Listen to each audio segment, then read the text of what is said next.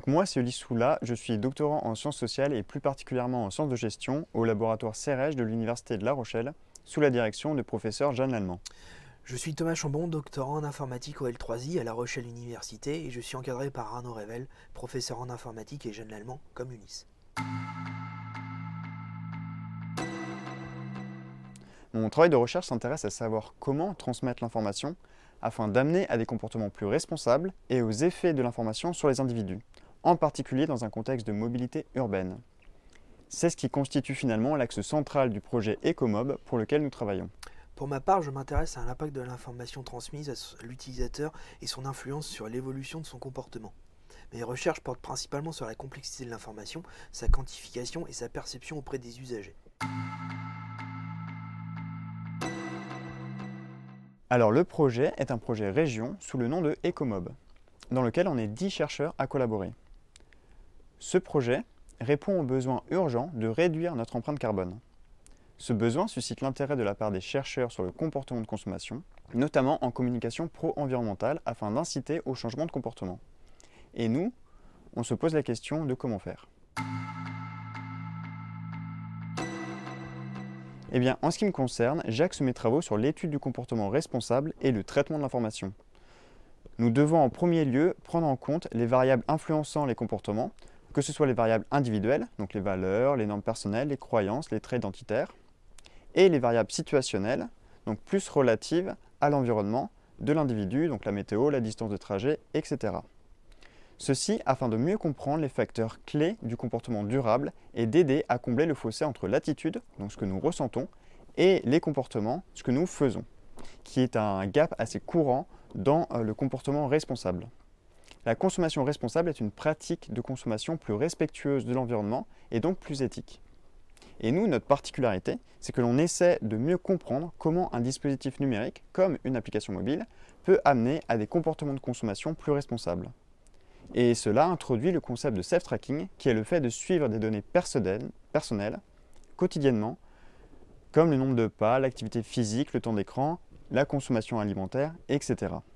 Pour ma part, je travaille au niveau de l'information en elle-même. J'essaye de définir la complexité idéale pour inciter les gens à avoir un comportement plus vertueux. Pour cela, il faut tout d'abord définir ce qu'est une information et quelle quantité il faut transmettre aux gens pour avoir un changement de comportement significatif.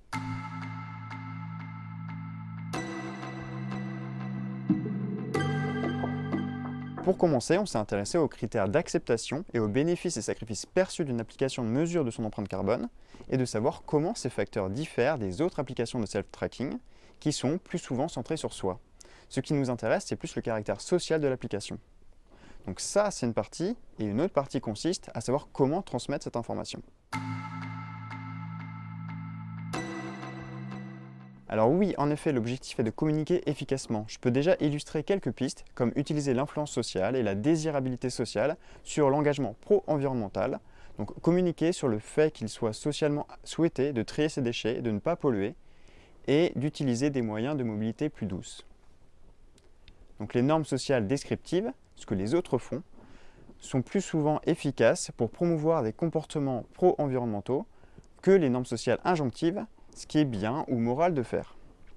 On a plus tendance à jeter des déchets dans un environnement qui l'est déjà, car les déchets jetés montrent que le comportement est socialement accepté. Mais nous, on s'intéresse plus à ce que l'on appelle le cadrage de l'information. C'est la manière de présenter l'information et ses différents effets.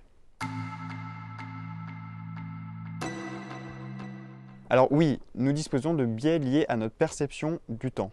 En général, nous préférons un petit avantage immédiat à un avantage plus conséquent à l'avenir. Il est alors préférable de cadrer l'information sur le court terme plutôt que sur le long terme. On peut aussi exploiter le cadrage perte versus gain, car les individus sont plus sensibles aux pertes qu'aux gains, mais la littérature est controversée sur le sujet, notamment en fonction du contexte. Le cadrage d'information joue sur nos biais cognitifs. On sait maintenant que nous ne réfléchissons pas uniquement de manière rationnelle. Nos attitudes, nos croyances, nos comportements sont influencés par ces biais cognitifs. Notre cerveau nous joue des tours et on ne se rend pas forcément compte dans la vie de tous les jours.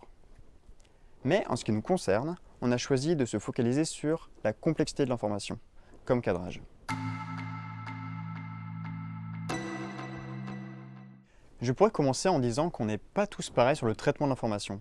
Pour faire simple, la plupart des individus traitent l'information en cherchant un équilibre entre un minimum d'effort cognitif et la satisfaction de ses propres motivations. Donc, quand un individu comme vous ou moi dispose d'une forte motivation et de capacités nécessaires pour traiter le contenu de l'information, on empruntera un traitement systématique, en s'intéressant à la qualité et à la crédibilité de l'information. Mais lorsque nous avons moins de motivation, un manque de capacité à traiter le contenu de l'information et des attitudes plus routinières, nous emprunterons une voie périphérique et un traitement plus guidé par des heuristiques, des raccourcis de l'esprit. Ce modèle a été présenté par le chercheur en psychologie et en économie Daniel Kahneman, mais l'auteur précise que l'on fait bien évidemment des allers-retours entre les deux traitements. Il faut plutôt imaginer une frise sur laquelle on fluctue. Donc nous, on se pose la question de comment faire, de quel niveau de complexité transmettre. Dans la littérature sur cette complexité de l'information, il se trouve que la complexité visuelle objective, des images, des stimuli, peut être divisée en 3 catégories. On a la complexité des caractéristiques, la complexité des éléments et la complexité de l'agencement. De nombreuses études ont traité de la complexité de l'information sous différents points de vue. Et les résultats sont controversés. Mais la majorité s'appuie sur la théorie de la complexité visuelle du chercheur Berlin, psychologue, qui a démontré que pour qu'une communication soit efficace, il est préférable de transmettre une communication de complexité dite modérée, plutôt que simple ou complexe, formant ainsi une courbe en U inversée entre la complexité et l'efficacité de l'information. Du point de vue informatique, la complexité de l'information consiste à quantifier et qualifier le contenu de cette dernière. Il y a plusieurs façons de voir la complexité d'une information. Au cours du XXe siècle, plusieurs théories de l'information ont été définies pour tenter de résoudre ce problème. Il y a 2 façons de voir l'information. La première, l'échange de l'information, et la deuxième, la manière dont l'information est générée. Mes travaux se basent sur la génération de l'information. Plus une information est complexe, plus sa description est longue. Quand vous voulez décrire un objet très complexe à quelqu'un, votre description sera plus longue, très détaillée. Cette notion reprend les travaux de Kolmogorov et Bennett. Ils se concentrent sur l'algorithme qui permet de générer l'information, soit en calculant sa longueur ou son temps d'exécution.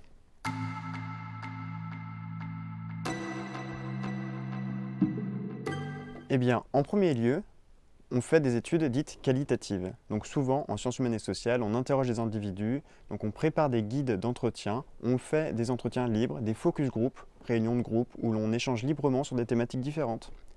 Ensuite, on recopie et on analyse les données. Avec ceci, je peux creuser la meilleure façon de donner une information environnementale. Savoir quels sont les bénéfices attendus de cette application. Ensuite, afin de savoir quel est le niveau de complexité idéal sur une application de mesure de son empreinte carbone, pour amener à une intention d'utilisation du dispositif, on effectue des études eye tracking. On est plus dans une démarche expérimentale qui consiste à tester des hypothèses afin de valider ou de réfuter ces hypothèses. Nous mettons une personne devant un écran présentant 3 images candidates pour notre application. Nous analysons ensuite leur regard, ce par quoi ils sont attirés. Pour cela, nous utilisons un oculomètre, qui est un appareil qui permet de mesurer le regard et où se positionne ce regard. Et enfin, pour savoir quel est le niveau de complexité idéal sur une application de mesure de son empreinte carbone, pour amener à des attitudes et à des comportements de mobilité urbaine responsables, on effectue une étude expérimentale sur plusieurs mois avec une application mobile. N'hésitez pas à consulter notre site Ecomob pour plus d'informations.